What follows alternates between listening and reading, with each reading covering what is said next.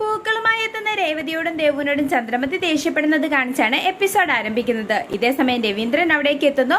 തുടർന്ന് മുറ്റത്തിരുന്ന് പൂ കെട്ടാൻ പറ്റില്ലെന്ന് ചന്ദ്രമതി പറയുന്നതോടെ നിങ്ങൾ പൂമെല്ലാം എടുത്ത് ഹാളിൽ ഇരുന്ന് പൂമാല കെട്ടിക്കോളാൻ രവീന്ദ്രൻ പറയുന്നു. ഇത് കേട്ട് എല്ലാവർക്കും സന്തോഷമാവുകയും ചന്ദ്രമതി ചമ്മിപ്പോവുകയും ചെയ്യുന്നു.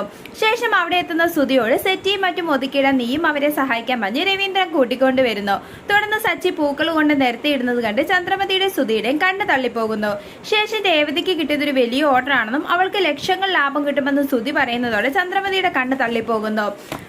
തുടർന്ന് നാളെ നേരം വെളുക്കുമ്പോൾ 500 മാല കെട്ടിത്തീർക്കുമെന്ന രേവതിയുടെ ആത്മവിശ്വാസം കണ്ട് എല്ലാവർക്കും സന്തോഷം തോന്നുന്നു. തുടർന്ന് രേവതിയെ കളിയാക്കുന്ന ചന്ദ്രമതിക്ക് രവീന്ദ്രൻ കണക്കിന് കൊടുക്കുകയും എല്ലാവർക്കുമുള്ള ചായ എടുത്തുകൊണ്ട് വരാനും പറയുന്നു. ഇത് കേട്ട് ചന്ദ്രമതി ദേഷ്യപ്പെട്ട് അവിടെ നിന്നും പോകുന്നു. തുടർന്ന് ചന്ദ്രമതി ഭാമേനെ വിളിച്ച് അത്യാവശ്യമായി വീട്ടിലേക്ക് വരാൻ പറയുന്നു. ഇതേസമയം രേവതിയും മറ്റുള്ളവരും പൂ കെട്ടുന്നത് കാണുന്ന ശ്രുതിക്ക് ദേഷ്യം വരികയും മുറിയിലെത്തി ശ്രുതിയോട് അതിനെപ്പറ്റി പറയുകയും ചെയ്യുന്നു. പിന്നീട് ദേവുവിന്റെ നിർദ്ദേശപ്രകാരം രവീന്ദ്രൻ ഫോട്ടോയും വീഡിയോയും എടുക്കാൻ ശ്രമിക്കുമ്പോൾ ശരിയാവാത്തതിനെ തുടർന്ന് രവീന്ദ്ര സുധീനെ കൊണ്ട് ഫോട്ടോ എടുപ്പിക്കുന്നു. ഇത് കണ്ടുവരുന്ന ചന്ദ്രമതി സുധിയോട് ദേഷ്യപ്പെടുന്നു. തുടർന്ന് രേവതിയെയും പൂകെട്ടുന്നവരെയും അപമാനിക്കുന്ന ചന്ദ്രമതിക്ക് എല്ലാവരും ചേർന്ന് കണക്കിന് കൊടുക്കുന്നു.